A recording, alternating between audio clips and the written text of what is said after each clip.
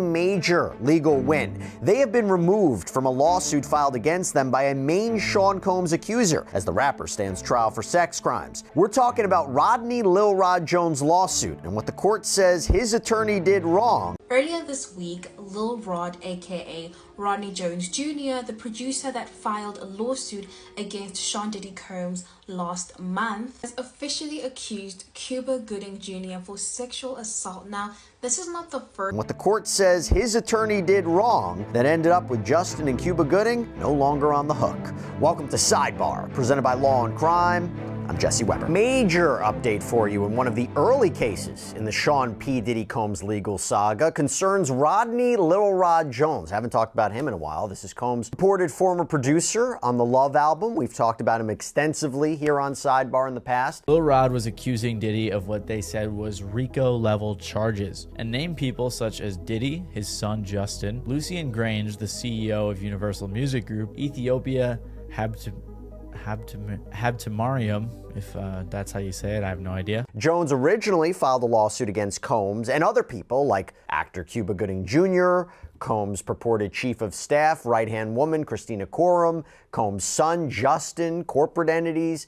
He first filed the lawsuit in February of 2024, then amended it later that year. In Black News today, Diddy done got sued again. This time a familiar face, Lil Rod. He released this video earlier this month in February accusing Diddy trying to steal his publishing. In his lawsuit, Rod is now alleging that Diddy tried to also steal his manhood. A number of things. He claims he was present for a shooting that Combs and Justin were allegedly a part of. He was allegedly subjected to unwanted touching of his private area by Sean Combs. Says that Sean Combs would walk around naked, that he tried to groom and entice him into that he was assaulted by others in Combs' orbit, like Cuba Gooding Jr. Tyrone Blackburn took a partial L today, and his partial L was because when he filed the lawsuit for his client Rodney Jones back in February of 2024, he accused Diddy, Diddy's son Justin, and Cuba Gooding Jr. of doing some wrong things to him. But he failed to serve Justin Combs and Cuba Gooding Jr. So for right now, the judge said the case is dismissed. What if I told you, just as Diddy's world is crumbling in court, his own son just walked out the back door untouched? Yep, Justin Combs and Cuba Gooding Jr. just scored a major legal win. In a wild twist from one of the earliest lawsuits tied to the Diddy storm, both have officially been dropped from the case filed by Rodney Lil Rod Jones. And the reason? It's not because they were proven innocent in court. Nope, it all came down to a messy blunder by the plaintiff's lawyer. We're talking missed deadlines, wrong addresses, and even trying to serve court papers through a newspaper. You can't make this stuff up. The judge wasn't having it and slammed the attorney with warnings of sanctions. That's how bad it got. But let's back it up for a second.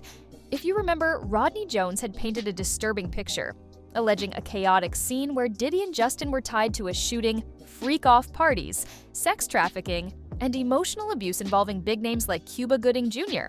The lawsuit was stacked with RICO charges, sexual assault claims, and allegations of a criminal enterprise. Yet now, that case has been gutted, completely picked apart by the court. Justin and Cuba are off the hook for now, and it's all thanks to botched paperwork and procedural failures that sound more like a bad sitcom than a federal court case. So, was this all just a clout-chasing legal move to force settlements? The judge said the case is dismissed, and they do have the opportunity if they want to refile and actually serve these people, they can. But for right now, because they did not meet certain deadlines, the case is dismissed. Or did the lawyer fumble what could have been a game-changing case? And what does this mean for Diddy's ongoing criminal trial? Let's break down everything, from the courtroom chaos to the judge's brutal takedown of Jones's attorney, and why this twist might say more about strategy than innocence. Before Justin and Cuba were booted from the case, Rodney Lil Rod Jones was seen as a key figure in exposing the twisted underbelly of Diddy's empire. Who is he exactly?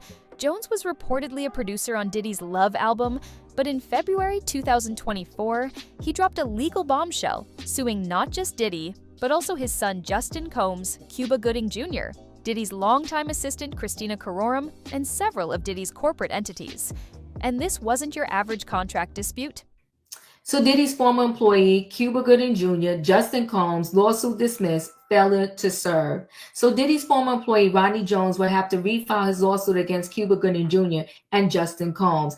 Jones claimed he was pulled into a world of manipulation, assault, and coercion. According to the lawsuit, Jones said he was present during a shooting involving Diddy and Justin at Chalice Recording Studio in LA, sexually assaulted by others in Diddy's circle, including Cuba Gooding Jr. on Diddy's yacht, groomed and harassed by Diddy, who allegedly walked around naked and tried to entice him into unwanted sexual situations. Forced into freak-offs, those infamous high-pressure sexual performances mentioned in multiple lawsuits and even in federal filings. And on top of all that, Jones claimed he was never paid for his work on the album. He accused the entire group of racketeering, sex trafficking, emotional abuse, and operating a criminal enterprise under the guise of music and entertainment. The lawsuit was stacked with RICO violations, breach of contract, and emotional distress claims. A legal kitchen sink approach that aimed to hit hard on multiple fronts. But here's the twist. Instead of the evidence speaking for itself, the legal team's execution became the real problem. Despite the intensity of the claims, the judge later found that the lawsuit was poorly pled, full of legal inaccuracies, and even included personal attacks on opposing counsel. If he wants to pursue legal action, because the case has been dismissed due to failure to serve them papers. The case was dismissed Tuesday morning, with the court pointing to Jones' attorney, Tyrone Blackburn, inability to effectively serve the two stars as the main reasons for the dismissal without prejudice. Basically, the court said the claims might have had weight, but they were so sloppily presented they couldn't even move forward. And now, the racketeering and breach of contract parts have already been tossed. Justin and Cuba gone from the case entirely, not because they were cleared, but because the lawyer fumbled the bag hard. So, how did Justin Combs and Cuba Gooding Jr. walk free from one of the biggest lawsuits in the Diddy drama? Not with a smoking gun defense, not with a jury, but with a basic paperwork fail. Let that sink in. Rodney Jones' attorney, Tyrone Blackburn, had one job: serve the legal documents on time. The court gave him an extension, and he still missed the deadline. For Cuba Gooding Jr., Blackburn claimed he tried to serve him in New York, but offered zero documentation to prove it. He also had Cuba's addresses in California, and only sent someone after the extension deadline had already passed. He didn't even try Florida, where Cuba had been successfully served in other lawsuits.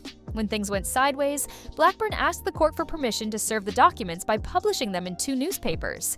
Yes, seriously, the judge wasn't buying it, especially because the attorney never tried nail and mail or any of the other standard service methods first.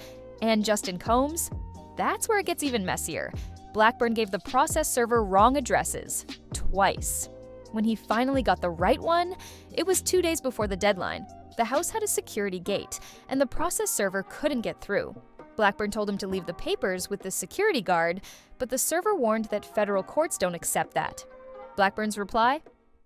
According to the docs, Blackburn waited until the service deadline was imminent before making any meaningful efforts to serve them, and failed to show any good reason for failing to get it done. Let me worry about the court rule and you worry about serving the documents. The process server refused. Blackburn then randomly changed the address to the house next door, without any explanation. The papers still never got served. The judge had seen enough.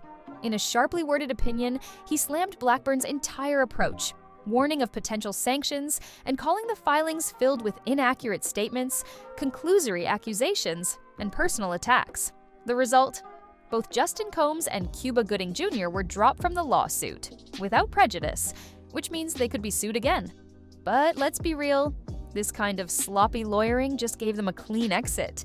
By the time the dust settled, Judge J. Paul Oetken wasn't just tossing out paperwork, he was torching the foundation of the case. Let's start with the core accusation: RICO violations. That's serious stuff. Racketeering, the kind of thing used against mobs and drug cartels.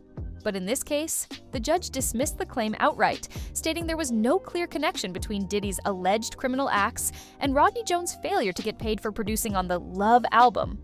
Translation: the court said even if Diddy was doing shady stuff behind the scenes, it didn't automatically explain why Jones didn't get his check.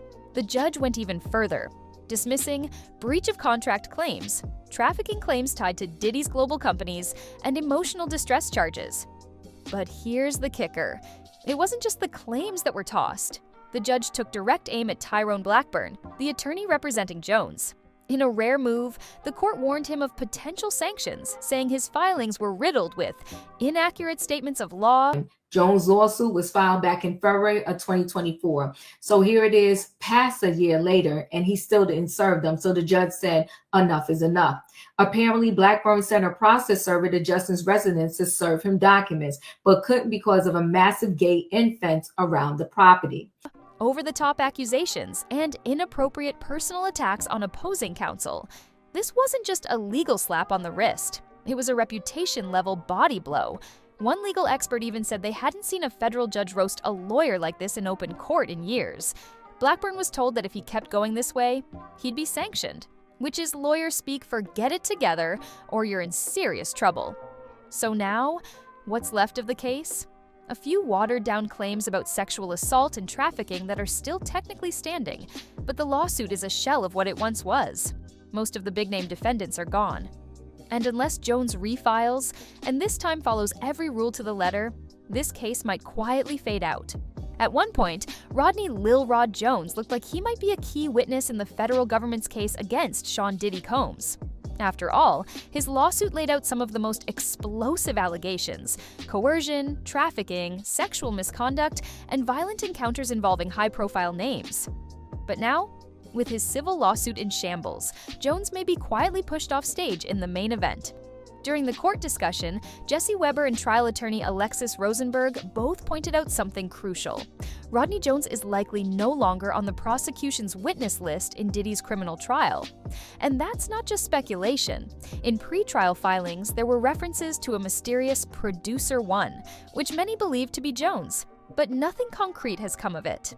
And after the judge's blistering breakdown of how Jones's lawsuit was mishandled, plus the credibility concerns around his lawyer, Blackburn told the process server to leave the documents with a security guard, which he didn't do. The process server tried the next day, but again didn't leave the documents with a guard, arguing with Blackburn that service to the security guard or the front desk personnel would not be accepted by a court. It looks like federal prosecutors might want to steer clear of the drama altogether. Why? Because credibility is everything in a high-stakes criminal trial. Prosecutors don't want someone on the stand whose story is now tied to procedural failure, legal exaggeration, or possible settlement tactics.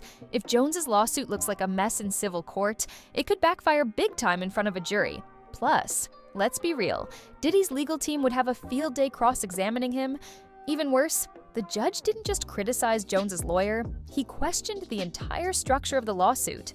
That suggests that even if Jones was telling the truth, the way the story was presented legally just wasn't strong enough to move forward. So, where does that leave us?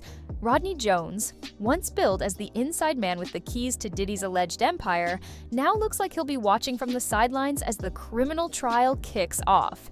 And while the feds have plenty of other witnesses lined up, this move might actually work in Diddy's favor, at least on the public perception front. Now that Justin Combs and Cuba Gooding Jr. are off the hook, and Rodney Jones's lawsuit has been mostly dismantled, it's hard not to ask the question, was this ever about justice, or was it always about leverage? Let's break it down. The lawsuit named big names, included explosive allegations, and hit hot-button charges like sex trafficking and racketeering. That's the kind of legal filing that instantly makes headlines, long before a single fact is proven in court. And it worked. For a while, Jones' claims were widely circulated, and his lawsuit became one of the first public dominoes to fall in what would become a legal avalanche for Diddy. But behind the scenes, because they will not be able to guarantee that just because those individuals were given the papers to give to Justin, that he actually received them. You got to be able to say that you actually served the person that you are suing. The case never had solid legs. The judge's order laid it bare. Missed deadlines, weak legal arguments, procedural errors, and even personal attacks against opposing lawyers. That's not how you build a winning case. It's how you make noise. Attorney Alexis Rosenberg even speculated that the real play may have been to pressure settlements, not win in court. And guess what? A bunch of the other defendants listed in Jones's lawsuit quietly disappeared from the case, possibly due to voluntary dismissals. Legal speak for maybe they paid up to make it go away. That raises an even bigger point. Did Rodney Jones ever intend to go the distance? Or was this about scaring celebrities, dragging reputations through the mud, and forcing people to pay to stay out of the headlines? Now, that doesn't automatically mean Jones was lying. It means the legal execution was so flawed that even real experiences couldn't be validated in court. And in the world of high-powered celebrity cases, that's more than just a loss. It's a warning. For Diddy, it's a temporary W. But with his criminal trial just heating up, this minor legal win doesn't erase the mountain of lawsuits still ahead. And in the world of high-powered celebrity cases, that's more than just a loss. It's a warning. But while Rodney Jones's case may be crumbling, the real heat is just beginning in Diddy's criminal trial. And trust me, the courtroom chaos is already in full swing. From missing witnesses to jury meltdowns and even shocking courtroom behavior, what's happening behind closed doors is wilder than anything TMZ could script. Let's break down what's happening right now inside that New York courtroom. As Sean Diddy Combs' federal trial unfolds in New York City, the proceedings have been anything but straightforward.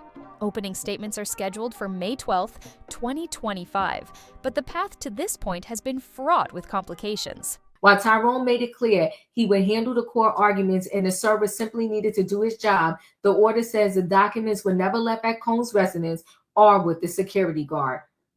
As for Gooding, the court says Blackburn provided no documentation that he tried to save Gooding in New York or Florida.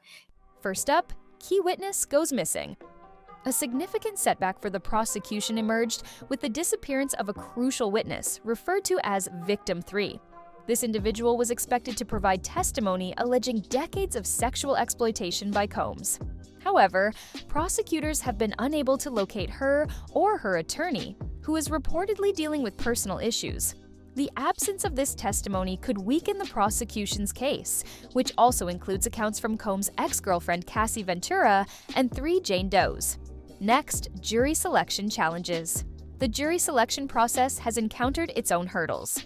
2 potential jurors were dismissed due to expressed biases, one believing Combs could buy his way out of jail, and another admitting to daily marijuana use that could impair judgment. These incidents highlight the challenges in assembling an impartial jury for such a high-profile case. And then, controversial comments from defense. Adding to the courtroom drama, attorney Mark Geragos, associated with Combs' legal team, made inflammatory remarks during a podcast, referring to the all-female prosecution team as a six-pack of white women.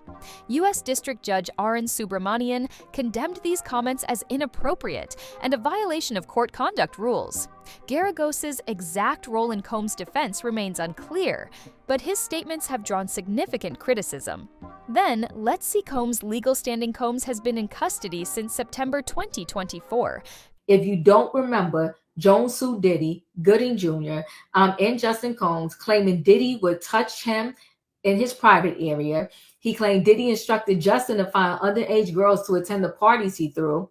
He also accused Gooding of touching him in his private areas, Facing charges including sex trafficking, racketeering, and transporting individuals for prostitution.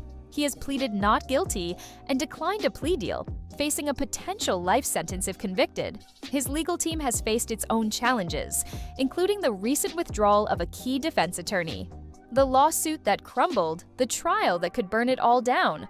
Rodney Jones' lawsuit might have fizzled out, but Diddy's legal firestorm is just getting started. From sloppy legal filings to courtroom chaos, we've seen a civil case collapse while a criminal case catches fire.